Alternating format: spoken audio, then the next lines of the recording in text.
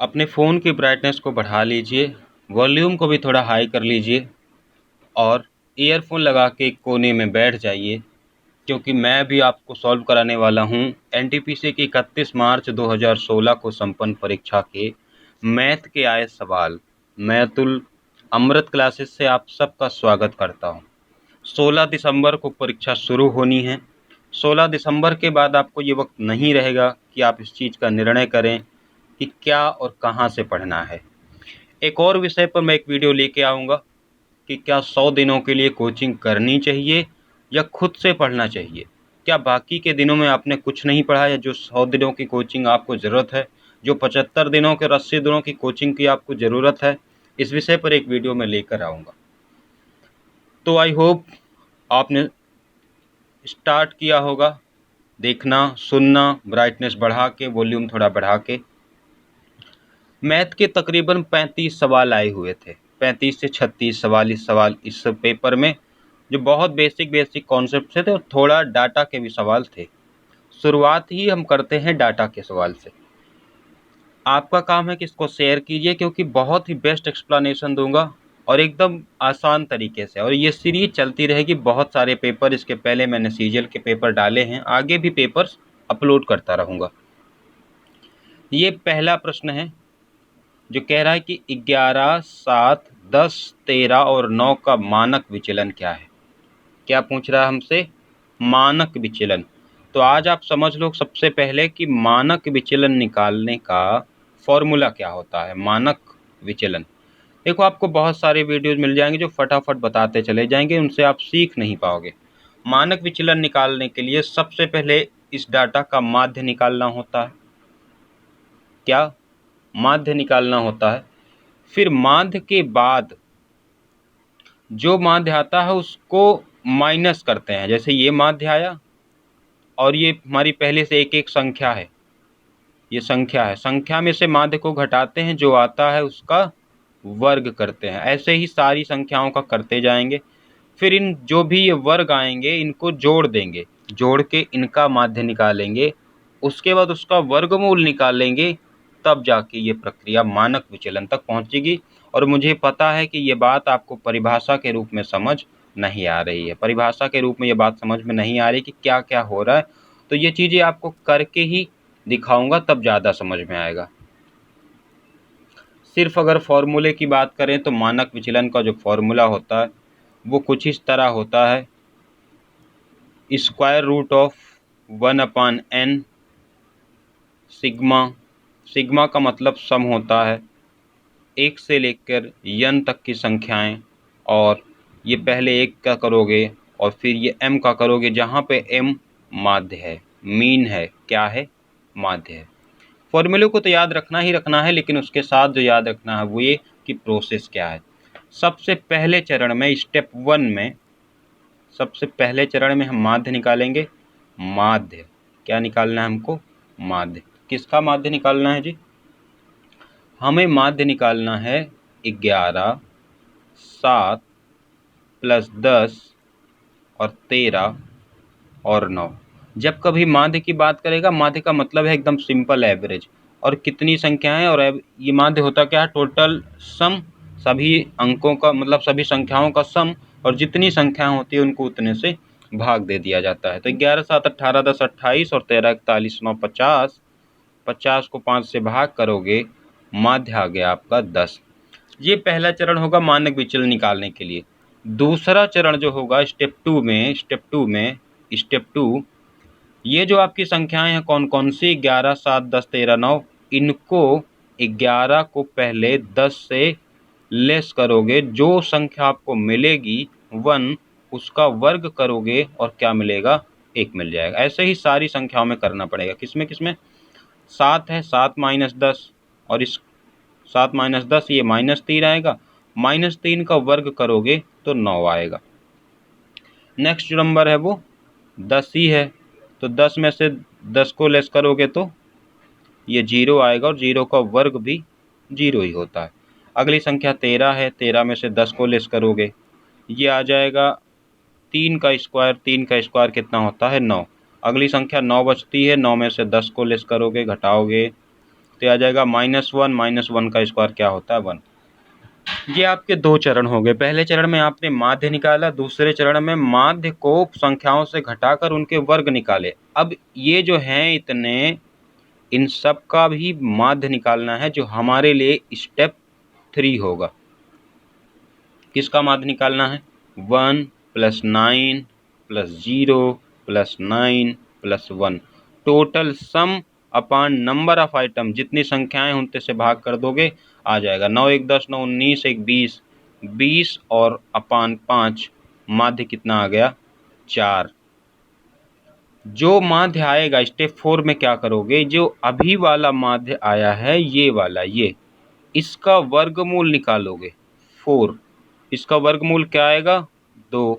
यही 2 आपका मानक विचलन है। स्टेप थोड़ा सा लंबा है और फिर आपको गवर्नमेंट जॉब के लिए एग्ज़ाम क्वालिफाई करना है तो थोड़ी मेहनत तो आपको करनी होगी।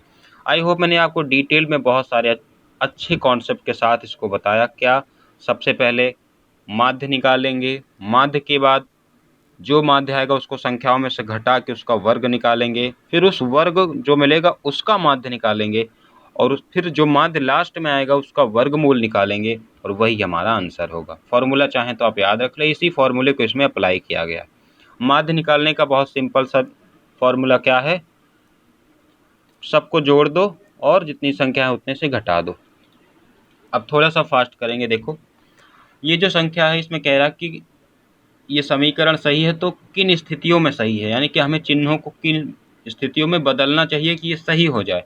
ऐसे बदलो कि बराबर 4 आ जाए, इक्वल में 4 आ जाए। ठीक है, तो हम पहले अगर देखते हैं तो 1 और गुणा और माइनस को बदलाव है, तो 1.5 + 8 और गुणे की जगह माइनस है तो -9, माइनस की जगह गुणे है तो 16, गुणे 16 और भागे 2। अब देखेंगे 2 8 16, 8 9 72, ये किसी भी तरह 4 तक नहीं पहुंच रहा तो इसको छोड़ दो। एक एक को चेक करना पड़ेगा। ठीक है, नेक्स्ट है भाग और माइनस को चेक करना है। 1.5 और भाग और माइनस को बदलना है, जहाँ भाग है वहाँ माइनस और माइनस की जगह भाग। 1.5 + 8 × 9, माइनस की जगह भाग लिखना है, भाग की जगह माइनस लिखना है। ठीक है, तो ये 1.5 + 8 × 9/16 और -2 यही होगा ना, तो 8 दूना 16। आप देखोगे 1.5 और 9/2, 9/2 का मतलब 4.5 और -2, 1.5 और प्लस 4.5 में से 2 घटाओगे तो ये 2.5 आ जाएगा। 2.5 और 1.5 मिलके कितने हो जाएंगे? 2.5 और 1.5 मिलके 4, यानी कि यही चीज़ करने पे हमारा आंसर आ जा रहा है। यानी कि हमारा आंसर क्या होगा? बी, प्लस नहीं भाग और माइनस को बदलने पे। बहुत आसान सा सवाल था ये। तीसरा क्वेश्चन है कि 3a = 2b = 2c, तो a b c का अनुपात क्या है? आपको कुछ नहीं करना है, a b c लिखना है और इस 3 2 और 1 यहाँ पे 1 है ना मल्टीपल, इसका एलसीएम लेना है। एलसीएम ऑफ 3 2 1 कितना होगा? 6। और यही चीज़ आपको a की जगह 3 लिखनी है, b की जगह 2 और c की जगह 1 जो इनके पहले थे। इसी 6 से आपको सारे में डिवाइड कर देना है। ये इसलिए कर रहे हैं क्योंकि हमें ए बी सी का रेशियो फाइंड आउट करना है। ये 1/2 आ जाएगा, ये 1/3 आ जाएगा और ये 1/6 ही रहेगा। ठीक है, 1/2 1/3 और इंटू 1/, ये अनुपात ये आएगा। देखो किसी भी अनुपात में अगर एक समान संख्या से गुणा या भाग करते हैं तो उसमें कोई परिवर्तन नहीं होता है। ठीक है, मैं अगर इसमें किसी से गुणा कर दूं, 10 से गुणा कर दूं, 6 से गुणा कर दूं तो कोई परिवर्तन नहीं होगा। मैं बस आपको कॉन्सेप्ट बता रहा हूँ। इस तरह के सवालों को ऐसे ही आपको लगाना है, एलसीएम निकालना है, फिर इस तरह प्रोसेस करना है। चीज़ों को हर बार मैं रिपीट नहीं करूँगा, आप चाहें तो उसको रिकैप करके भी देख सकते हैं। ये cos θ दिया गया है, cos θ = 4/5। आपको मालूम है कि cos θ 4/5 मतलब आधार और कर्ण दिया गया है। अगर आधार कर्ण दिया गया है इसका मतलब है कि लंब क्या होगा? 3, क्योंकि ये एक ऐसा समकोण त्रिभुज बनेगा जिसका लंब 3, आधार 4 और कर्ण 5 है। ठीक है, ये छोटी छोटी बेसिक बातें आप निकाल लोगे। हमसे पूछ रहा है सेक थीटा, देखो कॉस का उल्टा ही सेक होता है मतलब 5/4। फिर हमसे पूछ रहा है कॉसेक थीटा, साइन का उल्टा यानी कि कर्ण अपान लंब यानी कि 5/3। एलसीएम और 4 और 3 का 12 होगा, 4 तियाँ 12, 3 बचे 15 होगा, 3 चौके 12 और 4 पंचे 20 होगा। ये आएगा 35/12। जिन लोगों को ये बात समझ नहीं आ रही कि L3 कैसे आ गया, उनके लिए मैं बता दूं, सिंपल सी बात है कि आधार का स्क्वायर प्लस लंब का स्क्वायर जो होता है वो कर्ण के स्क्वायर के बराबर होता है। ये पाइथागोरस थ्योरम है। और इसी में आप आधार को 4 रखेंगे और कर्ण को 5 रखेंगे तो आपको L की वैल्यू 3 मिल जाएगी। और ये ट्रिपलेट आपको याद रखने होते हैं, जैसे 3 4 5 हो गया, 6 8 10 हो गया। ये ट्रिपलेट ऐसे ऐसे ट्रिपलेट हैं जो बार बार रिपीट होते रहते हैं, इसलिए आपको याद करना भी ज़रूरी है। नेक्स्ट क्वेश्चन देखो यहाँ पे 13,500 रुपये में एक मेज खरीदी जाती है, यानी कि मेज का जो CP है वो 13,500 रुपये है, ठीक है। और जो उसकी SP है वो 11,000 रुपये है। 13,500 में मेज को खरीदता है और 11,000 में बेच देता है। आपको बहुत स्पष्ट दिख रहा है कि ये क्या हुआ है, घाटा हुआ है। कितने का घाटा हुआ है? 2500 का। आपसे यही बात उसने प्रतिशत में पूछी है, तो प्रतिशत हानि हमें अगर बतानी होगी तो कितने की हानि हुई है जी? 2500 की हानि हुई है। कितने पे हुई बच्चों? 13,500 रुपये। और प्रतिशत निकालने के लिए 100 से गुणा। ये हमने 13,500 क्यों लिया? क्योंकि बेस हमारा यही था, जो हानि और लाभ होता है वो CP पर होता है, क्रय मूल्य पर होता है। CP का मतलब क्रय मूल्य, हानि लाभ सदा उसी पे होते हैं। 0 से 0 कैंसिल आउट, 0 से 0 कैंसिल आउट, और ये 2500/135 आएगा। और इसको सॉल्व करेंगे तो ये 5 का 500 और ये 227, 500/27। अब इतना क्या है कि बहुत ज़्यादा लगाने की ज़रूरत नहीं है। यहाँ से आपको ऑप्शन चेक करने होते हैं कि कितना जा रहा है। देखो 27 दूनी 54, तो यानी कि दो जो 20 से ज़्यादा के ऑप्शन है वो तो नहीं होंगे। B और C ऑप्शन तो होगा नहीं, ठीक है। अब अगला देखेंगे तो 27 से एक बार जाएगा, उसके बाद 23 बचेगा। 23 230 होता है, और 27 को 9 से गुणा करेंगे तो 9 सत्ते 63 और 9 दूनी 18, 6 24 243 हो जाएगा। हमारे पास 230 ही बचा था, यानी कि ये 18 आएगा।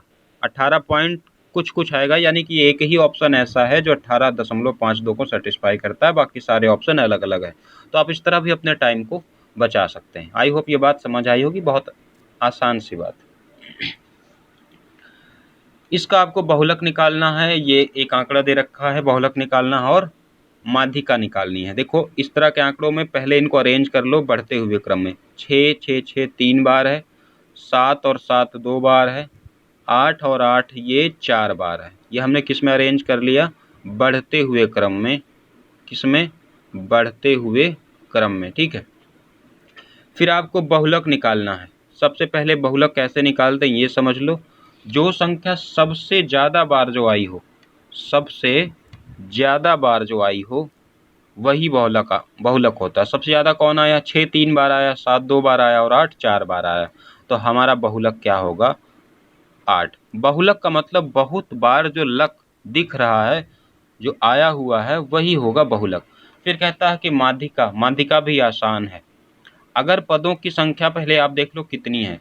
1 2 3 4 5 6 7 8 9, 9 पद हैं। बीच का जो पद होता है वही माध्यिका होता है। इसके परिप्रेक्ष्य में ये 7 जो है वही माध्यिका होगा। क्या होगा? 7 जो है वही माध्यिका होगा। अगर ऐसा नहीं है तो अगर n पद हैं वो n विषम है। n है ना, और n की वैल्यू 9 है, इसमें 9 पद हैं, तो n + 1/2 फॉर्मूला भी होता है। 9 + 1/2, यानी कि 5वां पद जो होगा वही आंसर होगा। आप देखेंगे तो 1 2 3 4 5, 5वां पद क्या है? 7, यानी कि इसकी माध्यिका कितनी है? 7। आप एक चीज़ मैं आपको बहुत क्लियरली बता दे रहा हूँ कि माध्य, माध्यिका, बहुलक, परिसर, मानक विचलन, इसके सवाल वर्गीकृत और अवर्गीकृत दोनों तरह के आंकड़ों में रेलवे की परीक्षा में पूछे जा सकते हैं। ये सवाल एक फिक्स धनराशि है, उस पर 12% के रेट से 6 साल और 12 साल में अर्जित साधारण ब्याज का अनुपात क्या होगा? यानी कि S1 और S2 आपसे पूछ रहा है, सिंपल इंटरेस्ट ऑफ फर्स्ट और सेकंड, जबकि प्रिंसिपल दोनों ही बार समान है, पहली बार रेट है 12%, दूसरी बार भी रेट है 12%। पहली बार जो टाइम है वो 6 साल और दूसरी बार जो टाइम है वो 12 साल है।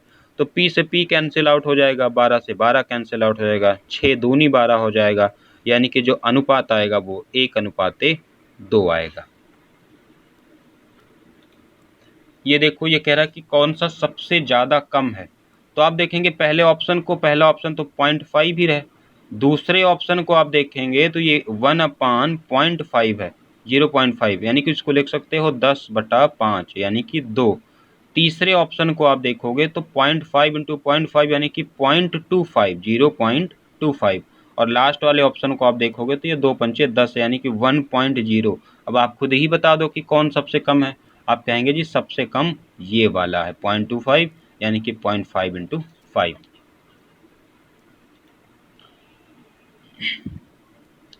P एक काम को 10 दिनों में कर सकता है, क्यों इसी काम को 15 दिनों में कर सकता है? यानी कि एलसीएम मेथड में हम इसका एलसीएम लेते हैं और इसका एलसीएम आता है 30। ठीक है, कुल मिला के 30 काम होना है, 30 काम कुल मिला के होना है। वो 5 दिनों तक काम करते हैं। उनके एक दिन का काम है 3 + 2 यूनिट। कितने दिन का काम है? एक दिन का काम है, एक दिन का काम है 3 + 2 यूनिट। तो 5 दिन का काम क्या होगा भैया? ये 3 × 2 = 5 और 5 × 5। यदि वे मिलकर 5 दिनों तक काम करते हैं, ठीक है, 10 दिनों में कर सकता है, ये 15 दिनों में, तो 5 × 5 = 25। 25 यूनिट इन्होंने कर ली है। कितना भाग पूरा करेंगे? टोटल 25 कर लिया है, टोटल था कितना? 30, यानी कि इन्होंने 5/6 काम को कंप्लीट कर लिया है। देख रहे हैं, बहुत आसान सा सवाल है ये। टाइम एंड वर्क का जो एलसीएम का मेथड है उसी मेथड से इसको लगाते हैं। ठीक है, आसान है। P 10 दिनों में, Q 15 दिनों में, कुल 30 यूनिट काम था। ये एक दिन में 3 करेगा, ये एक दिन में 2 करेगा, यानी कि एक दिन में कुल मिला के दोनों 5 करेंगे। 5 दिन में 25 करेंगे, 25 को 30 से अनुपात निकालेंगे तो 5:6 आएगा। R से 13% वार्षिक की दर से साधारण ब्याज पर 1200 रुपये उधार लिए गए। R को 5 साल के बाद कितनी धनराशि का भुगतान करना होगा? आपको मालूम है कि SI क्या है? प्रति वर्ष 13% है। एक साल की फर्स्ट ईयर, एक वर्ष की SI कितनी है? एक वर्ष की 13% है। यही समझ लो कि 5 वर्ष की SI कितनी होगी? आपको बहुत सिंपल सी बात समझनी चाहिए कि 13 × 5 65% SI होती है। तो 1200 का 65% आप निकालोगे तो आप देखोगे कि 100 से ये 0 से 0 कैंसिल आउट हो जाएगा। 12 × 5 = 60 और 12 × 6 = 72 और 6 = 78, 780 रुपये उसे ब्याज के रूप में देना होगा। लेकिन आपसे सवाल ये नहीं पूछा है कि ब्याज कितना देना होगा, बल्कि ये पूछा है कि टोटल अमाउंट कितना देना होगा, कितना धनराशि उसको पे करनी होगी। तो 1200 तो उसने लिया ही था, 780 वो पे करेगा, तो कुल मिला के कितना? 1980 रुपये वो पे करेगा। ये वाला ऑप्शन।